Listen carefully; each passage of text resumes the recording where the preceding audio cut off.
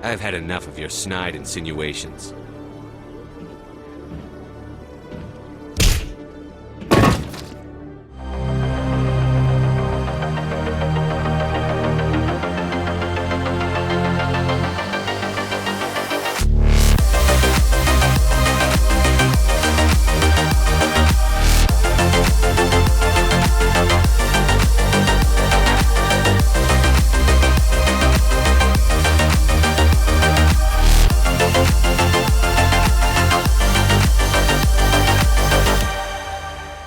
Well, hello there, and welcome to Tempo Control. Let's get a musical grip together on games in time. My name is Peter Spezia, and it's time to count down the top 10 best songs from a specific video game soundtrack. Also coming up today on the show, PlayStation 4K rumors intensify, Final Fantasy 15 uncovered, Nintendo fires a target of online harassment, and gaming's best April Fool's Day moments. Now remember, before we talk game tunes and game news, video game music is art, and art is subjective. We have a team that creates our list in an attempt to be a definitive list for a specific title. And while you may have a different opinion on that list, you're certainly welcome to express it, so let us know in the comments below, on Twitter at Tempo Control, or at tempocontrolshow@gmail.com. We are brought to you by rhymeswithasia.com. Before we recap the week of March 28th, 2016, in this 7th episode of the podcast, let's introduce this week's game. It's the year 2183, and humanity is not alone in the Milky Way galaxy, as many alien races all have their parts to play. Commander Shepard of the Alliance Navy is a crew member of the SSV Normandy, but after a simple investigation mission goes horribly wrong, it's revealed that the Turian agent named Saren has gone rogue. Saren is a Spectre, which means that he can operate outside the boundaries of galactic law, and since Shepard was the one to prove Saren's betrayal, he is tasked by the Galactic Council to bring the rogue Turian to justice. This means that Shepard becomes the first ever human Spectre, and he also gets to lead the Normandy in his search across the galaxy. Who will be part of Shepard's crew? What will they find? And what are Saren's true motivations? The game is Mass Effect, and its soundtrack is in need of a proper countdown. So let's see what we have this time. In this piece, listen to the heartbeat that serves as the backing for this emotional piano track. Before the dangerous final mission, all interpersonal relationships must be considered, especially those that are the most romantic. At number 10, it's Love Theme.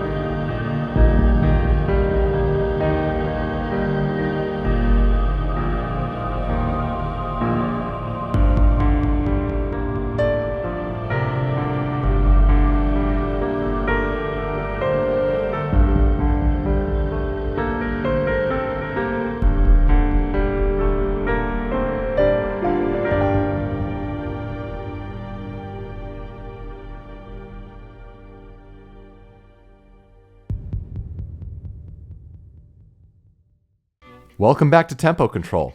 Now remember, after GDC, there were all those headlines about PlayStation 4.5 or PlayStation 4K that Kotaku initially reported on, but then you have Eurogamer and other sources that also supported it. We didn't really want to talk about it at the time since we had just discussed what Microsoft could possibly do since they were maybe considering enhancing their console's capabilities, but now we have to talk about this. because there was a post over at NeoGAF that really just took off like wildfire, where a poster reported what he had heard about PlayStation 4K in a meeting. Now, this could just be any rumor like it was posted on Reddit or whatever, but the idea of it being at NeoGAF was this one in particular was mod verified there. Not necessarily guaranteeing that the information was true, but that the poster would have access to this kind of information.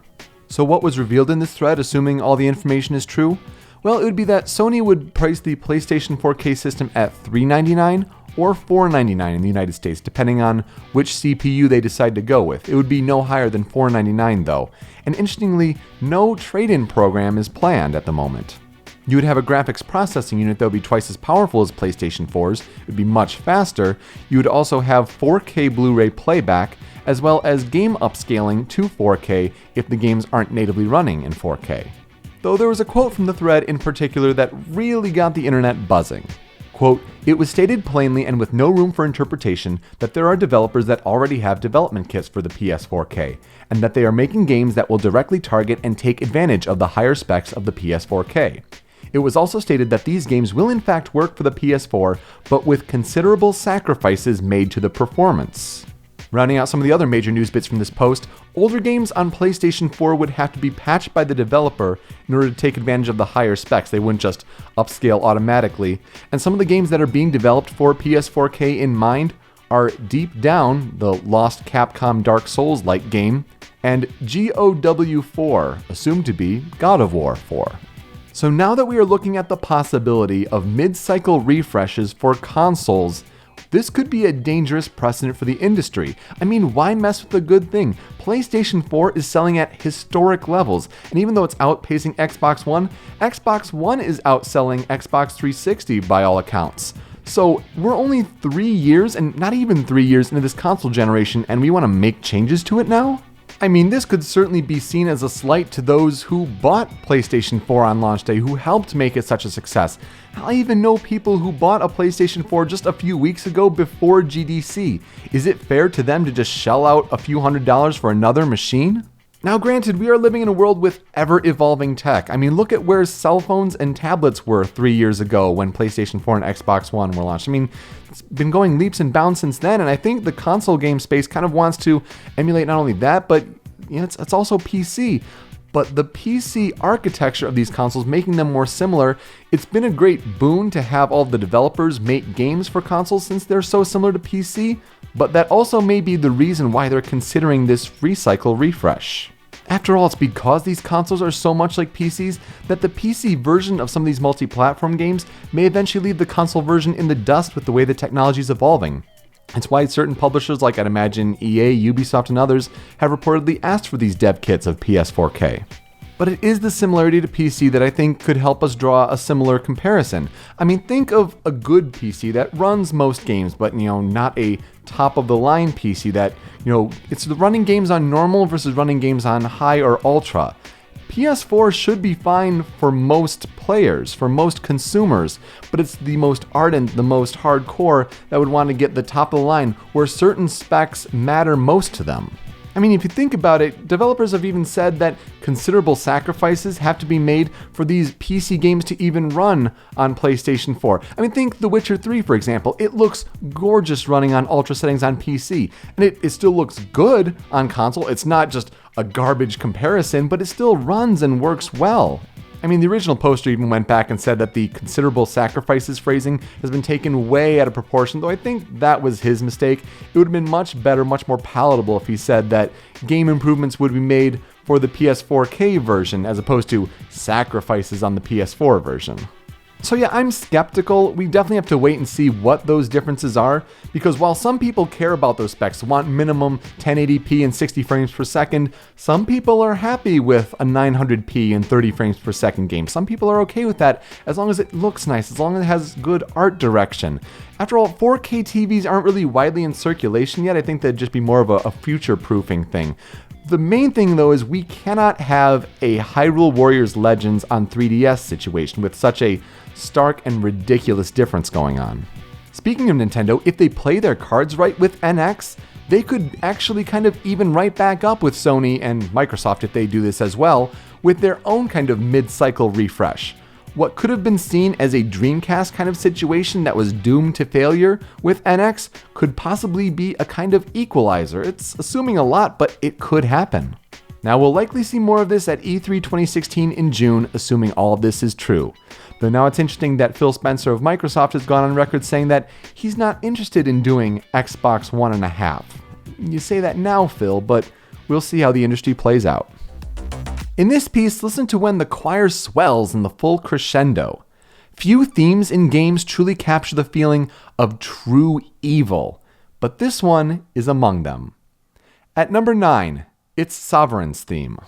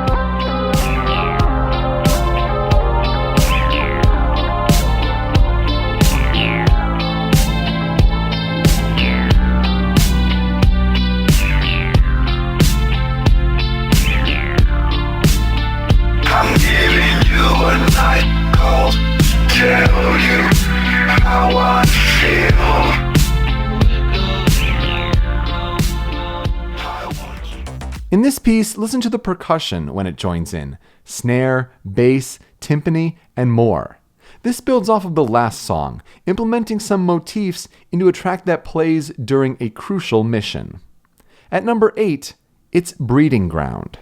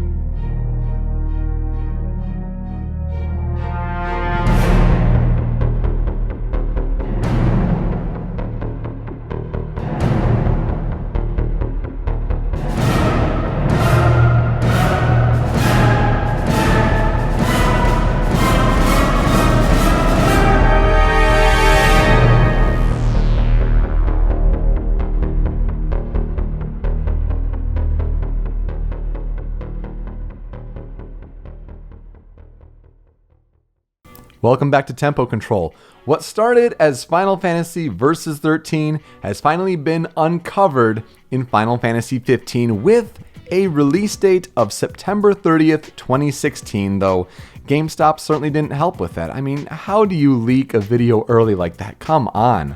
First of all, got to give credit to Greg Miller and Tim Geddes over at Kinda Funny. They did a great job hosting it and really gave a lot of energy to a video game press conference sort of style that not a lot of other presenters would, so great job, guys. So let's see, some of the big announcements. Not only is there going to be the Final Fantasy 15 game, but there's also going to be a CG movie, full feature length, called Kingsglaive. It's going to feature stars like Lena Headey, Sean Bean, Aaron Paul. Great to have them in the cast for this movie. It's going to kind of be what's taking place back on the home front while the four heroes are off on their road trip, so kind of the political turmoil, I guess. But I think there was a missed opportunity here by Square Enix, and maybe it was just the overall cost. But why not have them voice those counterparts in the game? I know we know the character of Luna, voiced by Lena Headey in the movie, is also going to be in the game, so to not have that be the same, kind of a missed opportunity there, I think. There's also going to be an anime, Final Fantasy 15 Brotherhood, kind of tracking the childhood to adolescence journey, the backstory of these four main characters. Now we know anime with Brotherhood, and there's usually a good track record there, but the first part's out now. There are going to be 5 that release before the game releases. You also have the Final Fantasy 15 Platinum demo that released that night. Gives kind of players a sense of what the game looks like, some of the changing systems with weather and lighting and all of that, some of the gameplay, battle. It was pretty fun, albeit a little short, and playing it gives you access to the Carbuncle summon, so that's neat. And of course, you also had some trailers. So you had the nice story trailer. I mean, the gorgeous environment trailer. I mean, that was fantastic. Also, some implementation of a Stand By Me cover by Florence and the Machine. I mean, interesting choice, but I'm not going to say, oh, it's terrible. It's interesting. And of course, what would Square Enix be without a mobile game? So the Justice Monsters 5 pinball-like game that takes place in the Final Fantasy 15 main game, hey, you can play it before the main game and take it with you on your mobile device. So how about that? It's more just interesting that there's a Final Fantasy 15 universe being planned. Just, thought going behind it. A lot of money going behind it, which makes the GameSpot slip up all the more ridiculous. But it's just nice to know that they're thinking about it in this way, though I wonder if it will pay off. I mean, they're setting really lofty goals of 10 million units sold, and that's more like a team goal, though, Square Enix has had ridiculous sales goals in the past, so we'll see how it plans out. I'm actually excited for the game. I mean, it looks fun. I had some good fun with the demo, so looking forward to Final Fantasy 15. I'm not getting any of the ridiculous, versions. It was like $269.99 or whatever for that extra special limited edition through the Square Enix store, but it should be a fun game when it comes out September 30th. In this piece, listen to the synth that keeps driving under that epic orchestral score.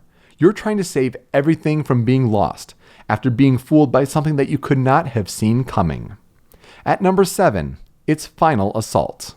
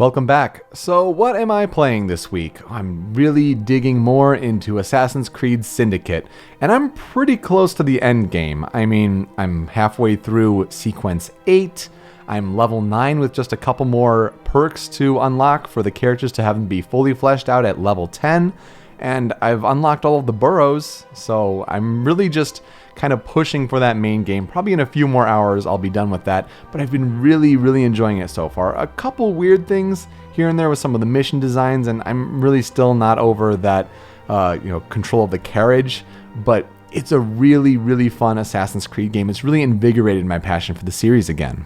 And I've been playing the Final Fantasy 15 Platinum demo, which was a pretty good time. I mean, at the end of it, when I was being the Iron Giant, I kind of looked past Carbuncle, which I named Portillo. Thank you, Greg Miller. I was like, oh, there's a kind of like mean face on that. It's probably a monster. I wonder what would happen. Let's just try it.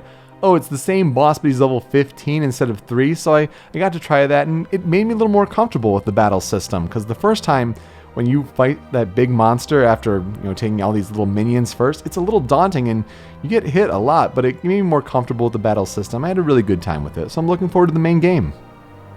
Now, video game composers don't get nearly enough credit, and that's something we'd like to change here at Tempo Control. There are 4 composers on the Mass Effect soundtrack, the lead of which being Jack Wall, born in 1964, and he founded the Video Games Live concert series along with Tommy Tallarico. Jack Wall's the composer when that series goes on tour. Some of Wall's video game credits include Myst 3 and 4, The Mark of Kree, Jade Empire, Call of Duty Black Ops 2 and 3, and Mass Effect 2. Sam Hulick, born on September 24th, 1974. He's responsible for the music in the enhanced version of the 2 Baldur's Gate games, but he's the composer that has stuck through the entire Mass Effect trilogy. He contributed more to Mass Effect 2 than he did Mass Effect 1, but then he eventually became the lead on Mass Effect 3. Richard Jacques, born on April 2nd, 1973. He comes from England, and he really only composed The Citadel on the Mass Effect soundtrack. Oddly, one of his claims to fame is not only being part of the composition teams for different Sonic the Hedgehog games, but taking the lead on Sonic R and Sonic Boom Rise of Lyric, among others. And David Cates worked on the scores for Mass Effect 1 and 2, but he didn't do too much else except for work on the animated film Mass Effect Paragon Lost. So thank you to this talented team. It really got the Mass Effect series right off the ground with a great soundtrack, and it really only got better with the games to come. In this piece, listen to the pace that is set by those bouncing high synths. It fits perfectly as Shepard is running throughout the ship, moving to talk to his team members. At number 6, it's The Normandy.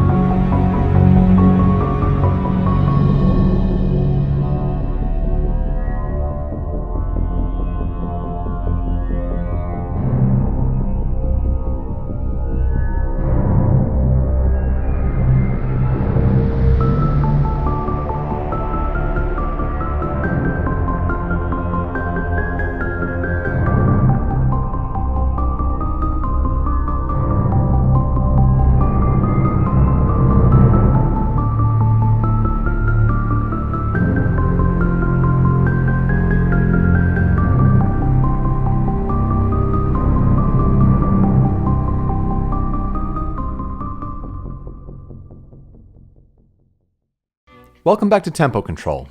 Now there's a faction of video game enthusiasts on the internet that are particularly not happy with how Nintendo has been handling localization of games recently. I mean, certain examples include Xenoblade Chronicles X, where they took out a breast size slider, and then Fire Emblem Fates, where they infamously took out the face and body touching simulation part of the game. Most of us would say that this is not that big of a deal, that this is something that has to be done for a Western culture that is uncomfortable with sexualizing young teenagers, whereas that's more of a common practice in Japan due to their younger age of consent laws. But no, these people of a particular despicable internet hate group saw it as censorship of video games, and that they had to pin all of their fury on a specific scapegoat at Nintendo. So they chose Alison Rapp, a marketing manager over at Nintendo of America who worked on certain games like Fire Emblem Fates. Now, it's worth repeating that Rapp worked in marketing at Nintendo, an entirely different department that does not handle localization, does not handle translation.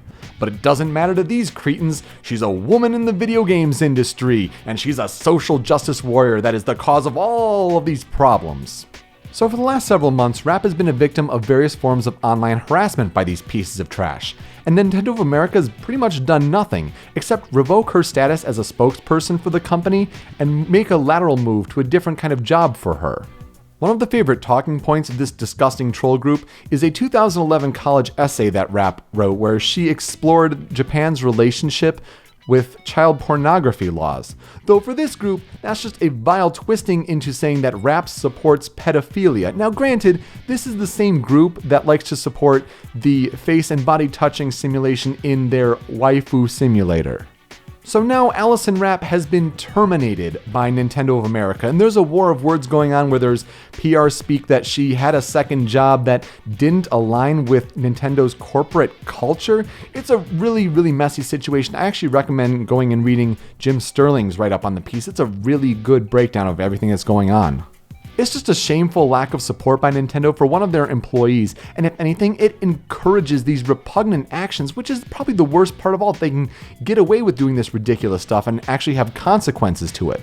Between this and their lack of YouTube policy understanding, it's getting really difficult to defend some of Nintendo's corporate decisions here, and I mean, they make great games, but man, on a corporate level, it's getting frustrating. It's also a difficult time to be a game enthusiast right now, especially when you see some of these stories happen, like also the Overwatch story with the Tracer's butt pose, and people are shaming Blizzard into rolling over and changing that. I mean, we're focusing on that. That offends us of all things, but then people also go and have actual consequences when a woman loses her job in the game industry. It's ridiculous. It's unacceptable. And I think we just have to remember that this is a vocal minority. These scumbags are just, making the biggest noise they can for a few they are, because the rest of us who love games support the companies that make good decisions, and we have to be vocal and critical when companies like Nintendo make decisions like this. So, really rough time for Nintendo. I wish the best for Alison Rapp, that she lands on her feet somewhere else, and man, it's tough to love video games sometimes, In this piece, listen to the sense of peace and calming that these chords provide. Not only is this the title screen theme, but it represents a people lost to time. At number 5, it's Vigil.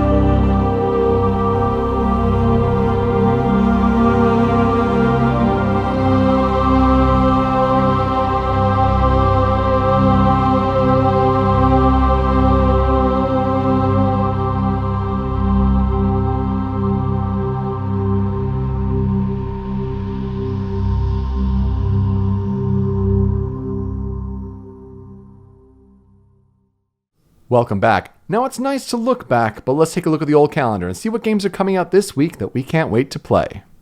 The HTC Vive, with games like Job Simulator, Hover Junkers, and more, coming April 5th to PC. I was thinking mostly stuff on the outside of the car, but hey, you're the expert. Dead Star, coming April 5th to PC and PlayStation 4.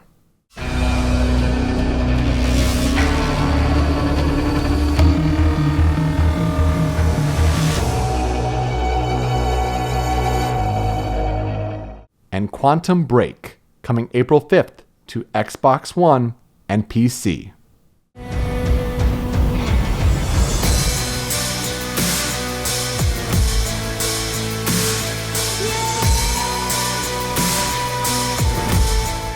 Which game are you looking forward to playing the most? Let us know in the comments below.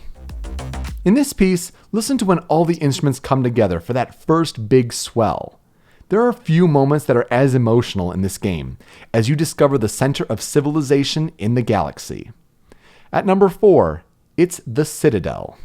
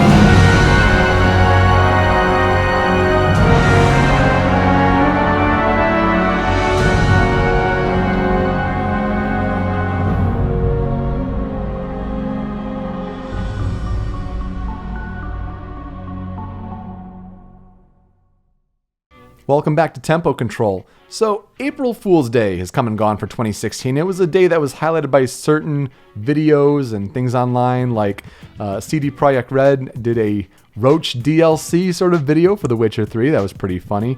Dark Souls 3 for VHS sort of style video. That was pretty fun as well. Square Enix did a Chocogo sort of video, and that was pretty neat. But I think it will be remembered for Gmail just totally dropping the ball with their drop the mic feature. They had to revoke it. It was a complete mess. People were reportedly losing their jobs over it. That's going to be one of the failures all time for, April Fool's Day on the internet. And it's kind of a holiday that's been getting worse, I think, over the years. But I wanted to remember some of the best and my favorite April Fool's Day moments in video games. At number 5, Super Smash Bros. Fans remember when EGM ran a magazine article in 2002 on how to unlock Sonic and Tails in Super Smash Bros. Melee. At number 4, YouTube channel Hawk and Gamble created an Assassin's Creed for Kinect video in 2012.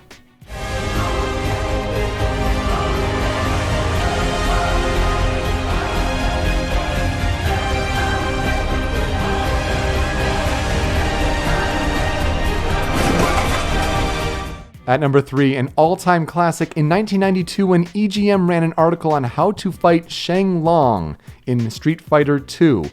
The joke eventually came full circle when Street Fighter IV revealed the character of Gouken. At number 2, Google Maps' Pokemon Challenge in 2014, where they actually gave out certificates a couple months later for those that caught all 151. That's pretty awesome, and now it makes us think of Pokemon Go, and I'm not sure if it'll live up to what that was like. But at number 1, IGN's The Legend of Zelda movie in 2008, an all-time classic.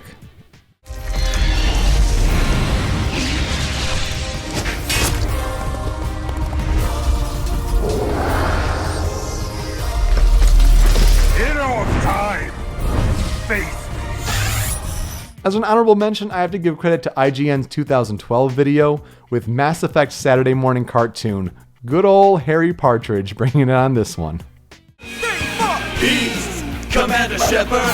Space crime fighting and rocking the galaxy. Garrus, Draw, Rex, Keyboard, Tally, Corporals! Watch out, here come the Reapers. Mass Effect. What are your favorite video game April Fool's Day moments of all time? Let us know in the comments below. In this piece, listen to how such a repetitive, iterative song can be so soothing. It's a song that has continued throughout the entire Mass Effect trilogy, which is fitting, considering how fundamental planet exploration actually is. At number 3, it's Uncharted Worlds.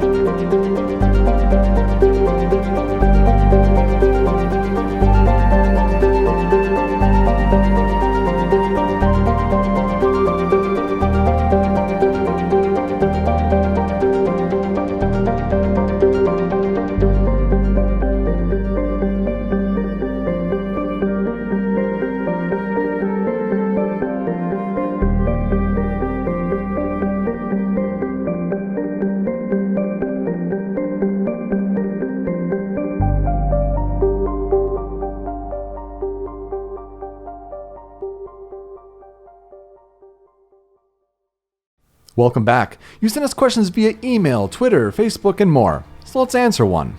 At Varshal says, what do you envision to be the perfect game you could ever want?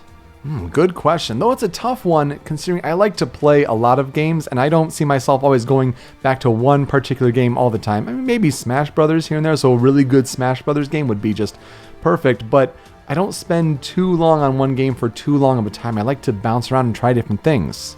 That said, I really do like the action-adventure genre, and with Assassin's Creed Syndicate that I'm playing lately, really revitalized my love for the Assassin's Creed games, and Syndicate gets close to my perfect Assassin's Creed game. Some of these few tweaks here and there, but just enhance that present-day backstory a little bit more, take out some of the weird control tweaks, and maybe we'll see with the revitalizing of Assassin's Creed in next year or the future year sometime.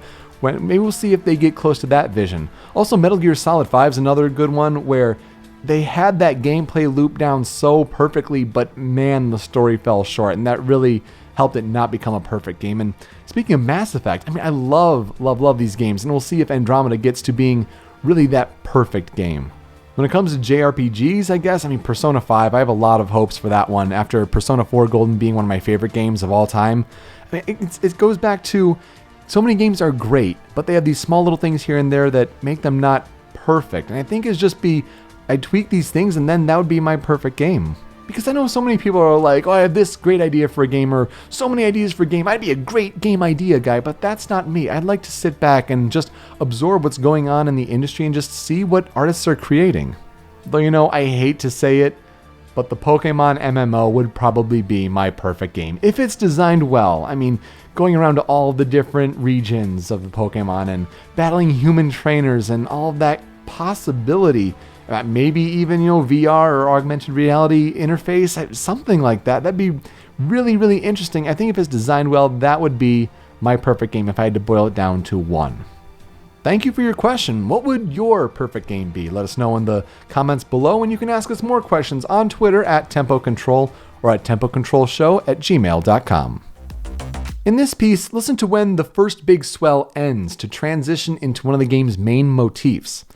For how excellent this main theme is and for the franchise it represents, not too many people would be able to place this among the other classic sci-fi game themes. Weird. At number 2, its Mass Effect theme.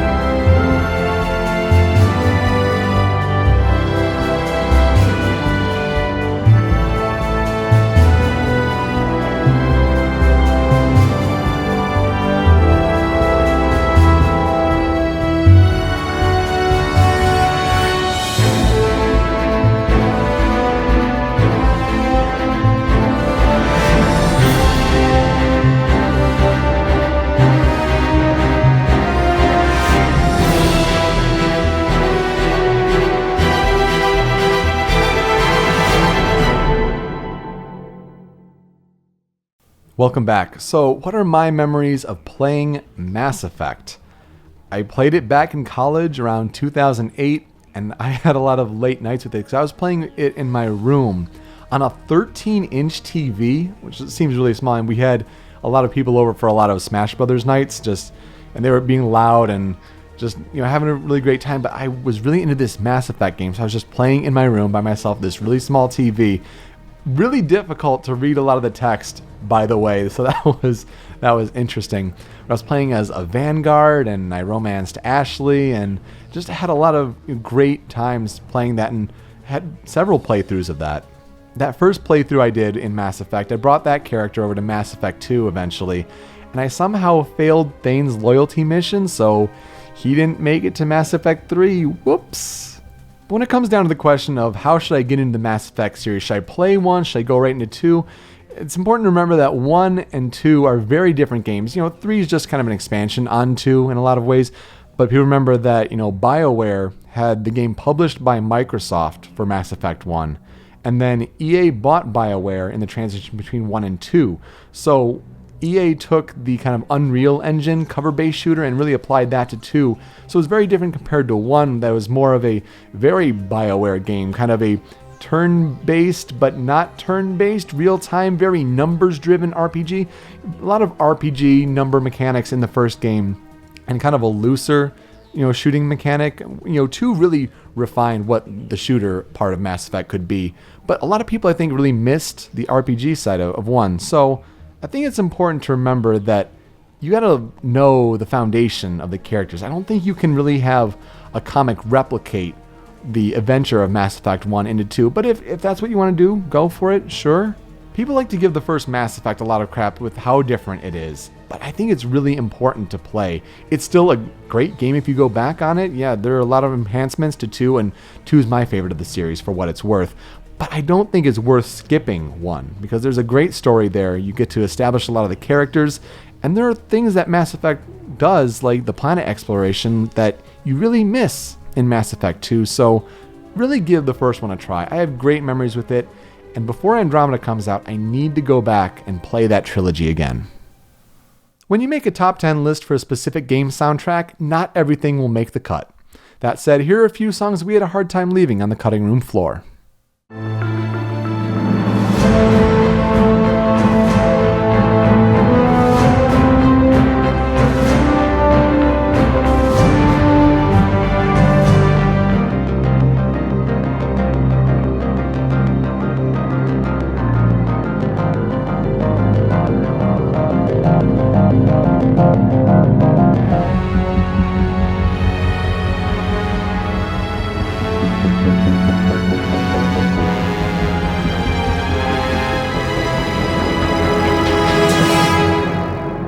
Before we get to our number 1 song, here's a quick recap. Number 10, Love Theme. Number 9, Sovereign's Theme. Number 8, Breeding Ground. Number 7, Final Assault. Number 6, The Normandy. Number 5, Vigil. Number 4, The Citadel. Number 3, Uncharted Worlds. And number 2, Mass Effect Theme. In this piece, listen to the haunting vocals amongst the powerful rock instrumentation. This is very different than anything else on the soundtrack, but if I think about it, really this may be one of my favorite ending themes of all time. At number 1, it's M4 Part 2.